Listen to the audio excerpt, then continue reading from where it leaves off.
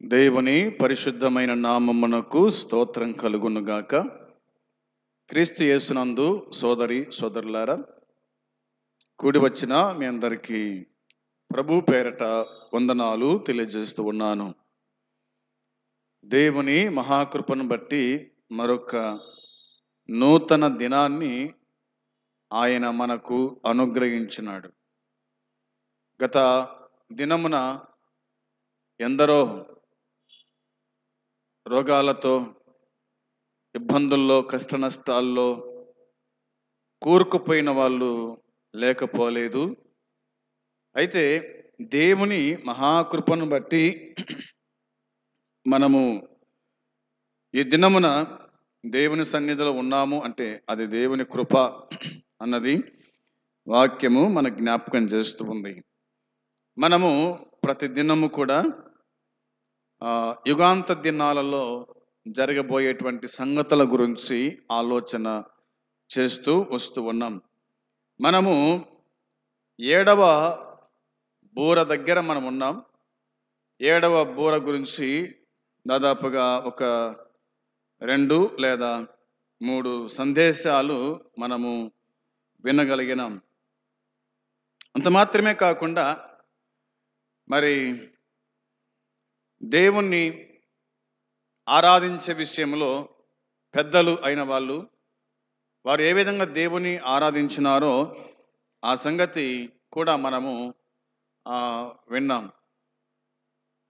అంత మాత్రం కాకుండా ఈ 11వ అధ్యాయము చివరి పుస్తకమైనటువంటి ప్రకటన గ్రంథంలో 11వ అధ్యాయము 15వ వచనాన్ని మనం పూర్తిగా ధ్యానం చేసుకున్నాం. 16వ వచనాన్ని ఆదివారపు ఆరాధన సందేశంగా వచ్చే ఆదివారం మనము ఆ సందేశాన్ని వినబోతాం. ఇక 17వ వచనం కూడా అది కూడా ఆరాధన సందేశమే కాబట్టి అది మరొక ప్రభు దినాన మనము ఆ సందేశం కూడా మనం వింటాం. ఈ దినమున 18, 19 వచనాలు చదువుదాం. 11వ అధ్యాయము ప్రకటన గ్రంథము 18, 19 వచనాలు చదివి మనము ధ్యానం చేసుకుందాం. జనములు కోపగించినందున నీకు కోపము వచ్చెను, మృతులు తీర్పు పొందుటకును నీ దాసులకు ప్రవక్తలకును పరిశుద్ధులకును నీ నామమునకు భయపడు వారికి తగిన ఫలమునిచ్చుటకును గొప్పవారేమి కొద్దివారేమి భూమిని నశింపజేయుటకును సమయము వచ్చి ఉన్నదని చెప్పిరి. మరియు పరలోకమందు దేవుని ఆలయము తెరవబడగా దేవుని నిబంధన మందసము ఆయన ఆలయములో కనబడెను. అప్పుడు మెరుపులను, ధ్వనులను, ఉరుములను, భూకంపమును, గొప్ప వడగండ్లను పుట్టెను. చదవబడిన లేఖన భాగము నిమిత్తమై దేవుని సహాయాన్ని కోరుకుందాం, ప్రార్థన చేసుకుందాం. ప్రేమ నమ్మకము కలిగిన పరలోకమందున్న మా తండ్రి, నీ పరిశుద్ధమైన పాదములకు వందనములు, కృతజ్ఞత స్తుతులు స్తోత్రములు చెల్లించుచున్నాం. నమ్మదగిన దేవుడవు, మా సహాయకుడవు, మా సంరక్షకుడవు, మా పోషకుడవు, కృతజ్ఞతాస్తుతులు చెల్లిస్తున్నాము నాయన. ఈ దినము ఈ సమయంలో వాక్య ధ్యానము మేము చేస్తూ ఉండగా దీవించండి, ఆశీర్వదించండి. ఈ దినదాసుని మరుగుపరిచి మీరే మాట్లాడండి. వింటున్న వారికి క్షేమము, మేలు, పాపక్షమాపణ అనుగ్రహించి దర్శించుమని, సహాయపడుమని మా ప్రభు అయిన యేసుక్రీస్తు నామంలో స్తుతించి అడిగి వేడుకుంటున్నాము తండ్రి, ఆమెన్. దేవునికి స్తోత్రం. ప్రభునందు సోదరి సోదరులారా, ఈ 18, 19 వచనాలను మనము చదువుకొని ఉన్నాం. ఈ 18వ వచనములో జనములు కోపగించినందున నీకు కోపం వచ్చెను అని ఉంది. జనులు కోపగించారు, దేవునికి కోపం వచ్చిందంట. ఎందుకు జనము కోపగించినారు? ఆయన ఏమన్నా కీడు చేసినాడా? వారిని ఏమన్నా కొట్టినాడా? వారికి ఇవ్వాల్సింది ఆయన ఏమన్నా ఇవ్వలేదా అంటే అదేది కాదు. చాలా సందర్భాల్లో దేవుని మాట వినక, దేవుని ఆజ్ఞకు లోబడక, దేవునికి మనమే వ్యతిరేకులమై కోపము రేపుతూ ఉంటాం. దేవుడు ఎప్పుడు కోపగించాడు. ఆయన ఎప్పుడు కోపగిస్తాడు అంటే మనము కోపగిస్తే తప్ప. అంటే ఆయనకు అయిష్టమైన కార్యాలు చేసినప్పుడు, ఆయన మాట వినకుండా ఎదురు తిరిగినప్పుడు, విగ్రహాల వైపు తిరిగినప్పుడు, విగ్రహారాధన చేసినప్పుడు, విగ్రహాలకు బలిచ్చినప్పుడు మాత్రమే ఆయన కోపగిస్తాడు. అందుకే దేవుడు చాలా సందర్భాల్లో ఇలాగా చెప్పుకుంటూ వచ్చినాడు. వీరు లోబడనొల్లని ప్రజలు అనుకుంటూ వచ్చాడు. దేవుని దాసులు అడ్డుపడటం వల్ల కొంత మట్టుకు వాళ్ళు జీవించగలిగినారు. కొందరు చనిపోయారనుకోండి, దేవుడే వాళ్ళను మొత్తెను అని వ్రాయబడింది. దేవుని దాసులు అడ్డుపడడం వల్ల వారు బతికారు. అదేవిధంగా యేసుక్రీస్తు కూడా మనకు మధ్యవర్తిగా ఉండి ఆయన అడ్డుపడడం వల్ల మనము కూడా నేటి వరకు ఇంకా ఈ భూమి మీద బతుకున్నాము, ఈ వాక్యాన్ని వినగలుగుతూ ఉన్నాం. ఎందుకంటే ఈ వాక్యము ద్వారానైనా మనము సరిచేయబడతామేమో, సరిదిద్దబడతామేమో, దేవుని కోపం రేపకుండా జీవిస్తామేమోనని దేవుడు నేటి వరకు ఇంకా మనల్ని భూమి మీద బ్రతికించినాడు అన్నది దేవుని వాక్యం గుర్తు చేస్తూ ఉంది.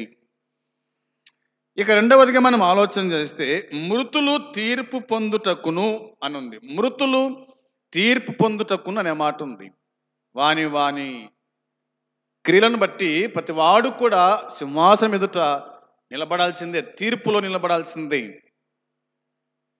మృతులు తీర్పు పొందుతారు, చనిపోయిన వారికి తీర్పు అనేది ఈ రెండో మాట జ్ఞాపకం చేస్తూ ఉంది. ఇక మూడవదిగా నీ దాసులకు ప్రవక్తలకును అనే మాట ఉంది. నీ దాసులకు ప్రవక్తలకును పరిశుద్ధులకును అనే మాట ఉంది. ప్రవక్తలు, పరిశుద్ధులు. ప్రవక్తలు పాత నిబంధన కాలంలో ప్రవక్తలు ఉండేవాళ్ళు, దేవుని పక్షమున మాట్లాడేవారు. ఇర్మియా ప్రవక్త, యెషయా ప్రవక్త కదా, ఇట్లా చాలామంది ప్రవక్తల ద్వారా దేవుడు మాట్లాడుతూ వచ్చినాడు.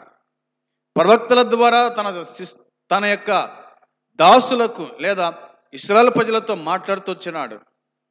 ఆయన మాట్లాడేవాడు అనే మాట ఉంది. తర్వాత పరిశుద్ధులకును అనే మాట ఉంది. పరిశుద్ధులకును. ఎవరు పరిశుద్ధులు అంటే ఆయన యందు విశ్వాసం ఉంచిన వారు పరిశుద్ధుడు. పవిత్రంగా జీవించిన వాడు పరిశుద్ధుడు. యేసు ప్రభు చెప్పిన మాట అదే కదా, నేను పరిశుద్ధుడనై ఉన్న ప్రకారము మీరును సమస్త విషయములలో పరిశుద్ధులై ఉండండి అన్నాడు. సమస్త విషయాల్లో అరికాలు మొదలుకొని తల వరకు అన్ని విషయాల్లో పరిశుద్ధత కలిగి జీవించండి, పరిశుద్ధులై ఉండండి. పరిశుద్ధత లేకుండా ఎవడు ప్రభువును చూడలేడు అనేది ఈ మాటకు మనము జ్ఞాపకం చేసుకోవచ్చు. తర్వాత మాట ఏమిటంటే నీ నామమునకు భయపడు వారికి తగిన ఫలము ఇచ్చుటకు అనే మాట ఉంది. ఆయన నామమునకు భయపడు వారికి, ఆయన నామము పరిశుద్ధమైన నామము, ఆయన నామము ఉన్నతమైన నామము, ఆయన నామము అన్ని నామముల కంటే పైనామము అని దేవుని వాక్యం చెబుతుంది. కాబట్టి అన్ని నామముల కంటే పైనామం గల దేవునికి మనము భయపడువారమై ఉండాలి. ఆయనకు మనం భయపడాలి అనేది ఇక్కడ రాయబడిన మాట. ఆయన ఫలమిస్తాడు, తగిన ఫలమిస్తాడంట. ఆయనకు భయపడు వారికి తగిన ఫలము ఆయన దయచేస్తాడు. అదొకటి. ఇక గొప్పవారేమి కొద్దివారేమి భూమిని నశింపజేయు వారిని నశింపజేయుటకు సమయము వచ్చి ఉన్నదని చెప్పిరి అని ఉంది. గొప్పవారేమి కొద్దివారేమి, గొప్పవారు కొద్దివారు. గొప్పవారు అంటే మహా సైన్యము సమూహము, కొద్దివారంటే చిన్న సైన్యము, అవునా, చిన్న గుంపు అనేది కూడా మనము అర్థం చేసుకోవచ్చు. కొద్దివారు అంటే గొప్పవారు, అవునా. మన దేశంలో గొప్పవారు ఉన్నారు, మన దేశంలో కొద్దివారు కూడా ఉన్నారు. మనమే అనుకుంటే మనకు మించిన వాళ్ళు కూడా ఉన్నారు. మన దేశం అనుకుంటే ఇతర దేశాలు చాలా ఎత్తులో ఉన్నాయి అనేది కూడా మనము గుర్తుంచుకునే వారుగా ఉండాలి. ఏదేమైనా భూమిని నశింపజేయు వారిని అనే మాట, భూమిని నశింపజేయు వారిని అనే మాట రాయబడింది. అంటే చాలామంది భూమిని నశింపజేస్తూ ఉన్నారు. భూలోకము చెడిపోయింది అని వాక్యం చెబుతుంది కదా. దేవుడు భూమిని చూడగా, దేవుడు తొంగి చూడగా భూలోకము ఆయన సన్నిధిలో చెడిపోయి ఉండెను అని ఆది కాండములో మనం చూస్తాం. భూమిని చెడగొట్టే వాళ్ళు ఉన్నారు, భూమిని కల్మషం చేసే వాళ్ళు ఉన్నారు, భూమిని నాశనం చేసే వాళ్ళు ఉన్నారు. ఇప్పటికీ భూమిని నాశనం చేస్తున్నారు. ఏంటంటే మామూలుగా మనకు దొరికే ప్రతి వస్తువు కూడా భూమిలోనే ఉంది కాబట్టి, బొగ్గు భూమిలోనే ఉంది, బంగారు భూమిలోనే ఉంది. సమస్తము మనిషికి ఏది అవసరమో అన్నీ కూడా భూమిలో దేవుడు దాచిపెట్టినాడు. దానికోసమై ఎన్ని కిలోమీటర్లు, ఎంత లోతు దూకుతుందంటే అంత లోతు దూకుతూ ఉన్నారు. మనం చూస్తే కనుక ఖమ్మం జిల్లాలో చూస్తే కనుక అక్కడ బొగ్గు గనులు ఉంటాయి కదా. ఆ గనులు దాదాపుగా కొన్ని వేల గజాలు ఉంటాయి అన్నమాట. అంత లోతుగా దవ్వుతారు. ఎందుకోసము? బొగ్గు నిమిత్తమై, బంగారు నిమిత్తమై భూమిని నాశనం చేస్తూ ఉన్నారు. అయితే దేవుని వాక్యం చెబుతుంది, నశింపజేయుటకు, భూమిని నశింపజేయు వారిని నశింపజేయుటకు సమయము వచ్చి ఉన్నదని చెప్పుడి అన్నమాట. సమయం వచ్చింది, ఇంకా వారిని దేవుడు నశింపజేస్తాడు అని దేవుని వాక్యంలో చూస్తూ ఉన్నాం. ఈ సమయంలో వచనము 19 చదువుకుందాం. 19వ వచనంలో మనం చూడగా దేవుని వాక్యం ఇలా చెప్తూ ఉంది, మరియు పరలోకమందు దేవుని ఆలయము తెరవబడగా దేవుని నిబంధన మందసము ఆయన ఆలయములో కనబడెను అనే మాట ఉంచాలి. ఈ 19వ వచనం మనం జ్ఞాపకం చేసుకున్నప్పుడు పరలోకమందు దేవుని ఆలయము అని ఉంది. దేవుని ఆలయం ఎక్కడుంది? దేవుని ఆలయము, దేవుని ఆలయం ఎక్కడుంది అంటే పరలోకంలో ఉంది అనే మాట రాయబడింది. యేసుక్రీస్తు ప్రభు అన్నాడు, నీ దేహమే దేవుని ఆలయము అని అన్నాడు. ఇది దేవుని ఆలయం అంటే దేవుని కోసము కట్టబడినటువంటి ఈ కట్టడము దేవుని ఆలయం అని మనం చెప్పుకుంటున్నాం. ఆయన కూడా దేవాలయానికి వెళ్ళి చదువుటకు నిలిచినాడు, ఆయన చదివాడు, దేవాలయమును పారదూసినాడు, దేవాలయంలో క్రయ విక్రయములు చేయుచుండగా ఆయన కోపగించి వారిని బయటికి వెళ్ళగొట్టాడు. పావురములు వారిని ఇక్కడ తీసుకుపోమని చెప్పినాడు. నా తండ్రి ఆలయం అది పరిశుద్ధమైన ఆలయం అని చెప్పినాడు కదా. ఏదేమైనా యోహాను తన దర్శనంలో చూచినప్పుడు వ్రాయబడిన మాట, పరలోకమందు దేవుని ఆలయము తెరవబడగా, దేవుని ఆలయము తెరవబడగా అంటే పరలోకములో ఏముందట? దేవుని ఆలయము ఉందని. రెండవదిగా దేవుని నిబంధన మందసము అనే మాట కనిపించింది. దేవుని నిబంధన మందసం అనేది దేవుని వాక్యం మన గుర్తు చేస్తూ ఉంది. ఒకటవదిగా పరలోకములో దేవుని ఆలయం. ఏమిటి దేవుని ఆలయం అని చూడగా 7వ అధ్యాయం చూడండి. 7వ అధ్యాయము 15వ వచనము చూడాలి. 7వ అధ్యాయం 15వ వచనం రాయబడిన మాట, అందువలన వారు దేవుని సింహాసనం ఎదుట ఉండి రాత్రింబగళ్ళు ఆయన ఆలయములో ఆయనను సేవించుచు ఉన్నారు. సింహాసనాసీనుడైన వాడు తానే తన గుడారం వారి మీద కప్పునన్న మాట రాయబడించాలి. ఈ 15వ వచనం మనం చూడగా 7:15లో దేవుని సింహాసనం ఎదుట ఉండి రాత్రింబగళ్ళు ఆయన ఆలయములో ఆయనను సేవించుచున్నారన్నమాట. ఆయన ఆలయములో సేవించుట,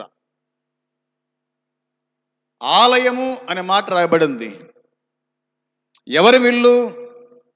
ఎవరు సేవిస్తున్నారు ఆలయములో ఆయనను అంటే పెద్దలు అనే మాట ఉంది కదా. పెద్దలు లేదా పెద్దలలో ఒకడు తెల్లని వస్త్రం ధరించుకొని అనే మాట వ్రాయబడింది.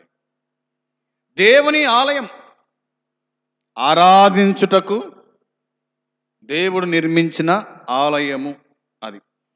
రాత్రింబగళ్ళు ఆయన ఆలయంలో ఆయనను సేవించుచు ఉన్నారు, ఆయనను సేవిస్తూ ఉన్నారు. ఆయన ఆలయంలో ఉన్నాడు, వీరు దేవుణ్ణి సేవిస్తూ ఉన్నారు అన్నది వాక్యం చెప్తుంది. ఇంకా ఏముందంటే సింహాసనసీనుడైన వాడు తానే తన గుడారం వారి మీద కప్పును. గుడారము అనే మాట రాయబడింది. గుడారం గురించి మనము పాత నిబంధన గ్రంథంలో మనం చూస్తాం. నిర్గమకాండములో, లేవియకాండం, సంఖ్యాకాండం, ద్వితీయోపదేశ కాండాలు, ఇట్లా గుడారాలు వారు వేశారు. ప్రత్యక్షపు గుడారము అని మనం చూస్తాం కదా. ఎందుకు ప్రత్యక్షపు గుడారం వేశారు వాళ్ళంటే దేవుడు అందులో ఉంటాడు అని, లేదా వారు దేవుణ్ణి సమీపించడానికి, దేవునికి బలర్పించడానికి, వారి పాపాలను ఒప్పుకోవడానికి వారు ఒక జంతువుని తీసుకొచ్చి అక్కడ బలర్పించి యాజకుని ఎదుట వారి పాపాలన్నీ ఒప్పుకొని వారు పరిశుద్ధులై వెళ్తారు అనడానికి దేవుడు వాళ్ళకు ఒక ప్రత్యక్షపు గుడారాన్ని వాళ్ళకు నిర్మించినాడు. ఆ ప్రత్యక్షపు గుడారములో ఆవరణము, పరిశుద్ధ స్థలము, అతి పరిశుద్ధ స్థలము అని 3 భాగాలుగా మనం చూడగలుగుతాం.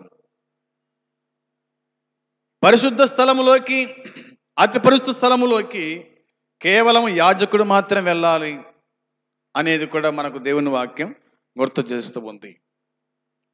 అందులో నుంచి దేవుడు వారితో మాట్లాడితే వారు వచ్చి ప్రజలతో మాట్లాడుట అనే మాట కూడా మనము జ్ఞాపకం చేసుకోవచ్చు.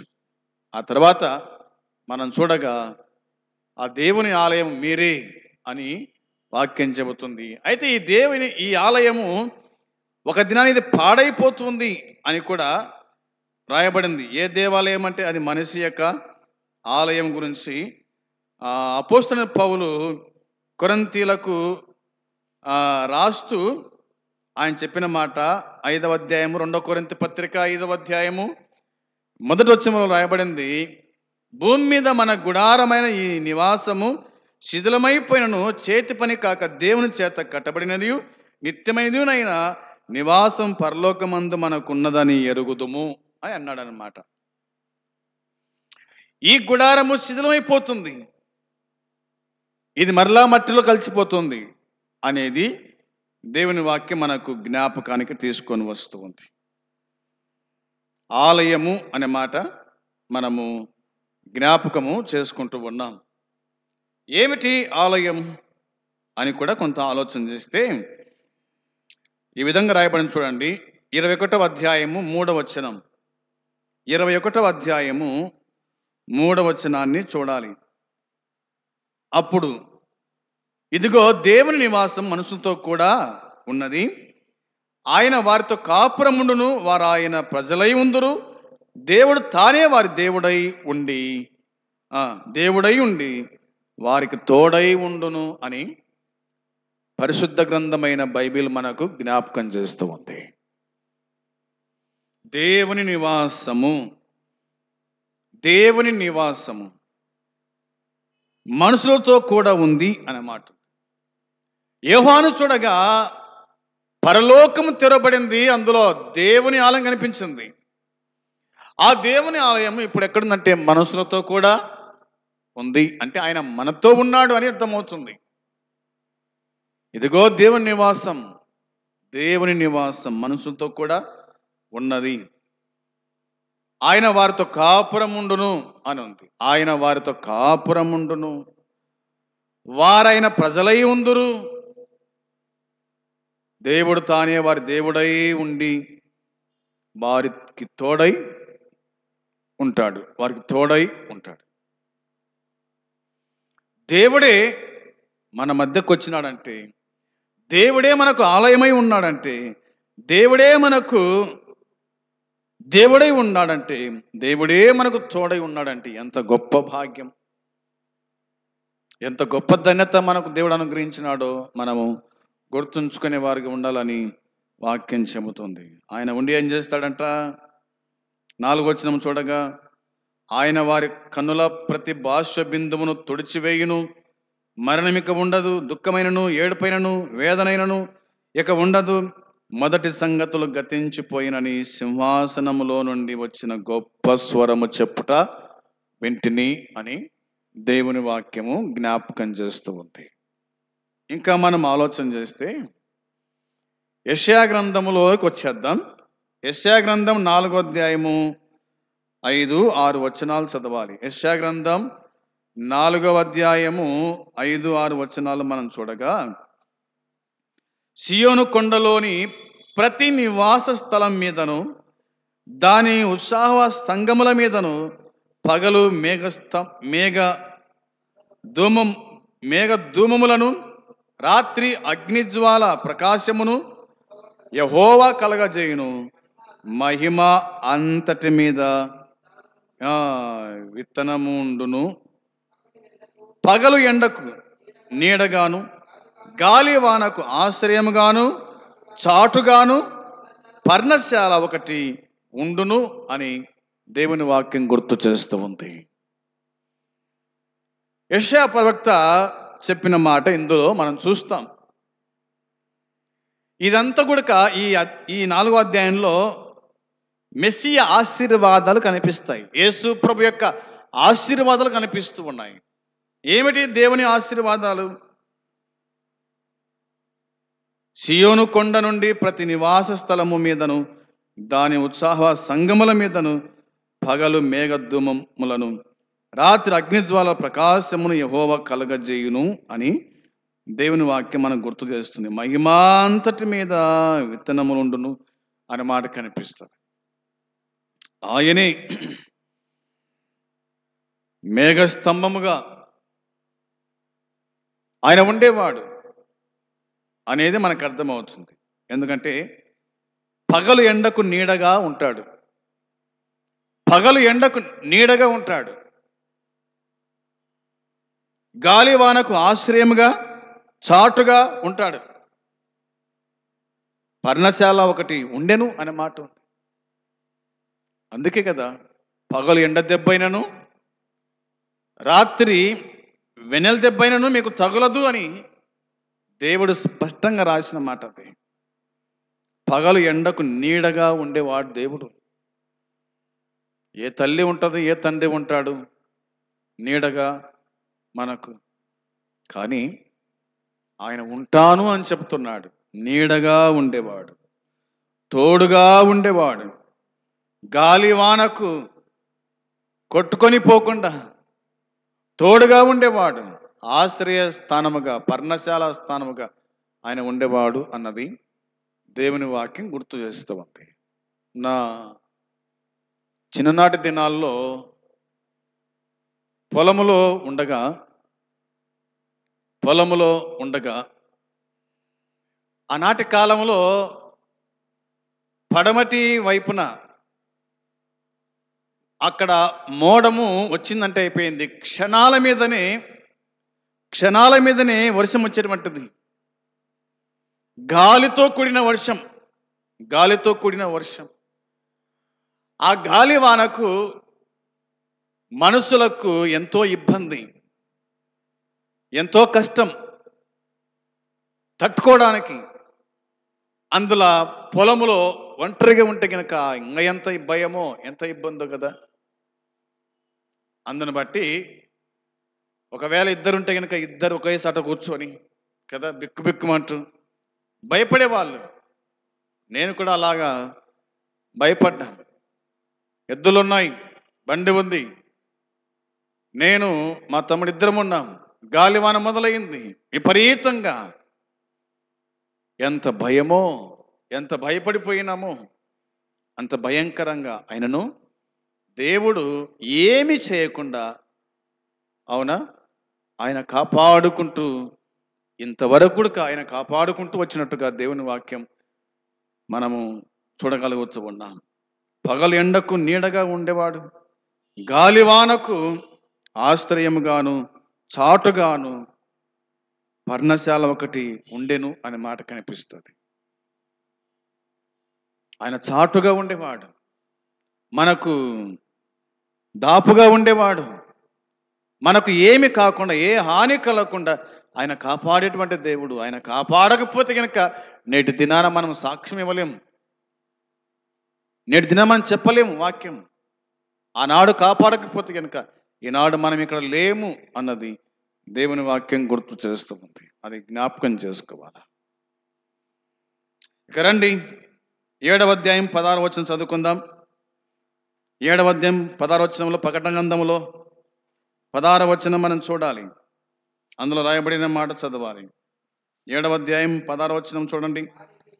వారికి ఇక మీదట ఆకలైనను దాహమైనను ఉండదు, సూర్యుని ఎండైనను ఏ వడగాలి అయినను వారికి తగలదు అని దేవుని వాక్యం చెబుతూ ఉంది. వారికి తగులదంట.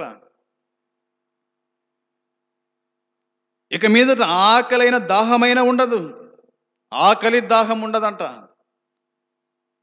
దేవుని రాజ్యం అయిన తర్వాత ఇంకా ఆకలి దాహం ఏంది? ఇంకా ఆకలి దాహము ఇక్కడనే, ఈ భూమి మీదనే. ఈ దేహానికి ఆకలి ఉంటుంది, ఈ దేహానికి దాహం ఉంటుంది. అక్కడ పోయిన తర్వాత ఇవేవి కూడా ఉండవు, ఇవేవి కూడా ఉండవు అని దేవుని వాక్యం మనం చూస్తూ ఉన్నాం. దీన్ని బట్టి చూడగా చూడండి, 121వ కీర్తన 6వ చరణం, 121వ కీర్తన 6వ చరణం చూడగా అక్కడ రాయబడిన మాట కూడా మనం జ్ఞాపకం చేసుకోవాలి. 121 6వ చరణంలో, పగలు ఎండ దెబ్బైనను నీకు తగలదు, రాత్రి వెన్నెల దెబ్బైనను నీకు తగలదు, ఏ అపాయం రాకుండా యెహోవా నిన్ను కాపాడును, ఆయన నీ ప్రాణమును కాపాడును అని రాయబడింది. ఆయన కాపాడేటువంటి వాడు, అది మనము అర్థం చేసుకోవాలి. ఆయన కాపాడేటువంటి వాడు అనేది మనం అర్థం చేసుకోవాలి. ఇక యెషయా గ్రంథం 49:10, యెషయా గ్రంథం 49వ అధ్యాయము 10వ వచనం కూడా చూద్దాం. 49:10 వచనములో, వారి యందు కరుణించువాడు వారిని తోడుకొని పోవచ్చు, నీటి బుగ్గల యొద్ద వారిని నడిపించును. కాబట్టి వారికి ఆకలి అయినను దప్పి అయినను కలుగదు, ఎండమావులైనను ఎండైనను వారికి తగులదు అని దేవుని వాక్యం చెబుతూ ఉంది. ఇశ్రాయేలు గురించి దేవుడు మాట్లాడుతూ ఈ మాట చెప్పినాడు. వారి యందు కరుణించువాడు వారిని తోడుకొని పోవును. ఆయన కరుణించువాడు, కనికర సంపన్నుడు, కృప చూపే దేవుడు. అందుకోసమే కరుణించువాడు వారిని తోడుకొని పోవచ్చు, నీటి బుగ్గల యొద్ద వారిని నడిపించును, నీటి బుగ్గల యొద్దకు వారిని నడిపించును అన్నమాట. నడిపించువాడు ఆయన. వారికి ఆకలైన దప్పి అయినా కలగదు. నీటి బుగ్గల ఎద్దుకు పోయినా కానీ వారికి ఆకలి కాదంట, దప్పిక కాదు. ఎండమావులైనను ఎండైనను వారికి తగలదు, ఎండ సొర తగలదు. ఎండ తగలనప్పుడు ఎండ సొర ఎందుకు తగులుతుంది? అంటే దేవుడు మనకు ఏ అపాయము కలగకుండా, ఎండ తగలకుండా ఆయన కాపాడుతూ ఉన్నాడు. మనమైతే ఎండలను భరించినాం, మనమైతే వానలకు తడిచినాం, మనమైతే ఎన్నో ఇబ్బందులు కష్టాలు పడ్డాం. కానీ మన పిల్లలకు అటువంటి ఎండ దెబ్బ, వాన, గాలి, వర్షం ఇవేవి రాకుండా మంచి చదువులు చదివించి, అవునా, ఏసీ రూములో మంచి ఉద్యోగాలు సంపాదించుకొని ఎండ దెబ్బలు తగలకుండా, గాలి వాన ఎదురు కాకుండా వారిని ఏ విధంగా మనం చదివించి ఉన్నత స్థితిలో తీసుకొస్తున్నామో అంతకంటే గొప్పగా దేవుడు మనల్ని కాపాడుతూ ఉన్నాడు అన్నది దేవుని వాక్యం మనకు జ్ఞాపకం చేస్తుంది. ప్రియమైన సోదరి సోదరులారా, దేవుడు ఎంత మంచివాడో, ఎంత ఉన్నతమైన వాడో, మన పట్ల ఎంత జాలి, కరుణ, ప్రేమ చూపిస్తున్నాడో ఒక్కసారి దీన్ని బట్టైనా మనము ఆలోచించు వారమై ఉండాలని ప్రేమతో నేను జ్ఞాపకము చేస్తూ ఉన్నాను. రండి 7వ అధ్యాయం 17వ వచనం చదువుకుందాం. 7వ అధ్యాయము ప్రకటన గ్రంథము 7వ అధ్యాయము 17వ వచనం కూడా నేను మీకోసమై చదువుతున్నాను. ఆ మాట మీరు గ్రహించవలసిందిగా నేను ప్రేమతో జ్ఞాపకం చేస్తూ ఉన్నాను. ఏలయనగా సింహాసన మధ్యమందుండు గొర్రెపిల్ల వారికి కాపరి అయి జీవజలముల బుగ్గల యొద్దకు వారిని నడిపించును. దేవుడే వారి కనుల నుండి ప్రతి బాస బిందువును తుడిచివేయును అని దేవుని వాక్యం చెబుతుంది. ఈ 17వ వచనంలో రాయబడిన మాట గొర్రె పిల్ల వారికి కాపరి అయి అన్న మాట ఉంది. గొర్రె పిల్లనగా ఎవరు? ప్రభు అయిన యేసుక్రీస్తు. ఆయన గొర్రె పిల్ల. దావీదు అన్నాడు కదా 23వ కీర్తన 1వ వచనంలో, యెహోవా నాకు కాపరి అని అన్నాడు. ఆయన కాపరి.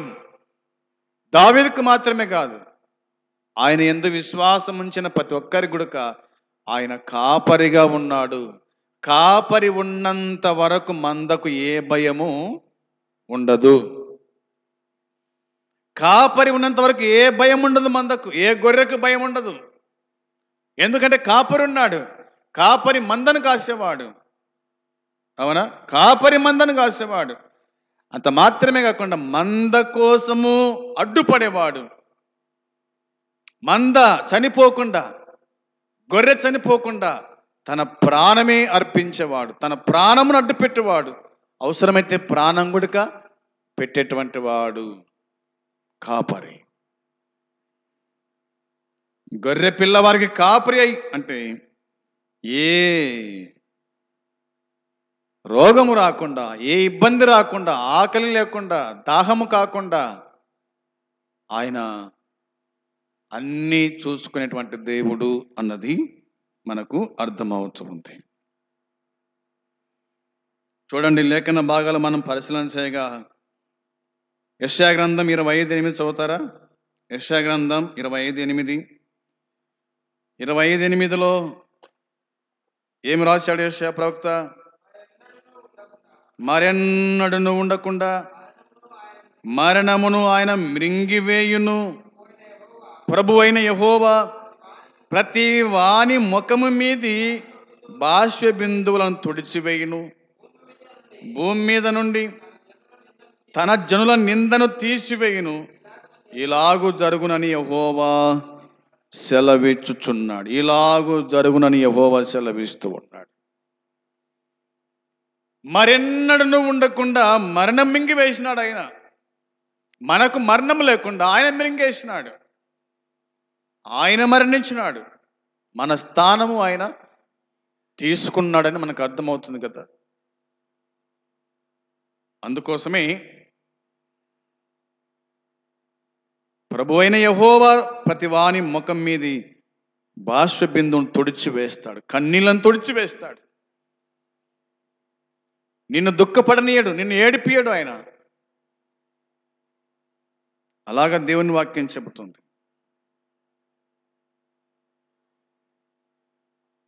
ఇక మనం ఆలోచన చేస్తే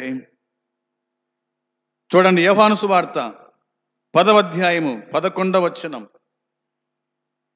యోహాను సువార్త 10వ అధ్యాయము 11వ వచనాన్ని మనం చూడగా, నేను గొర్రెలకు మంచి కాపరిని, మంచి కాపరి గొర్రెల కొరకు తన ప్రాణం పెట్టును అని ఉంది.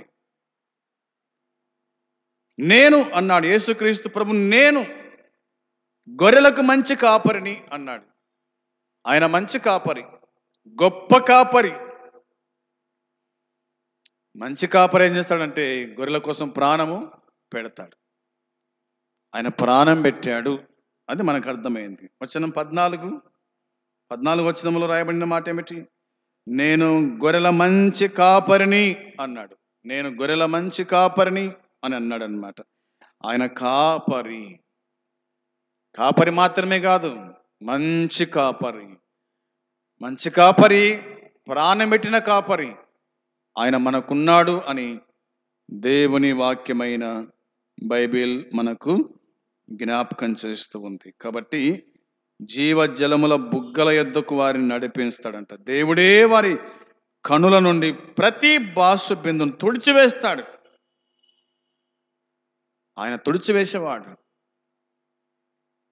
అనేది మనకు అర్థమైంది. ప్రభునందు సోదరి సోదరులారా, యోహాను చూడగా పరలోకమందు దేవుని ఆలయము అతనికి కనిపించింది. ఆలయం కనిపించింది. ఆలయం గురించి మనము కొన్ని సంగతులు చెప్పుకున్నాం. తర్వాత ఆయన కాపరి అని, ఆయన కరుణా సంపన్నుడని, ఆయన మనకు ఏమి కాకుండా కాపాడేవాడని, మరణము లేకుండా తప్పించువాడని, ఇట్లా చాలా మాటలు మనం చెప్పుకున్నాం. ఇవన్నీ కూడా మన మనసులో ఉంచుకొని ప్రభు ఎంత గొప్పవాడో, ప్రభు ఏమై ఉన్నాడో ఆ సంగతులు అర్థం చేసుకొని ప్రభు కోసమై జీవించు వారమై ఉండాలని నేను ప్రేమతో జ్ఞాపకము చేస్తూ ఉన్నాను.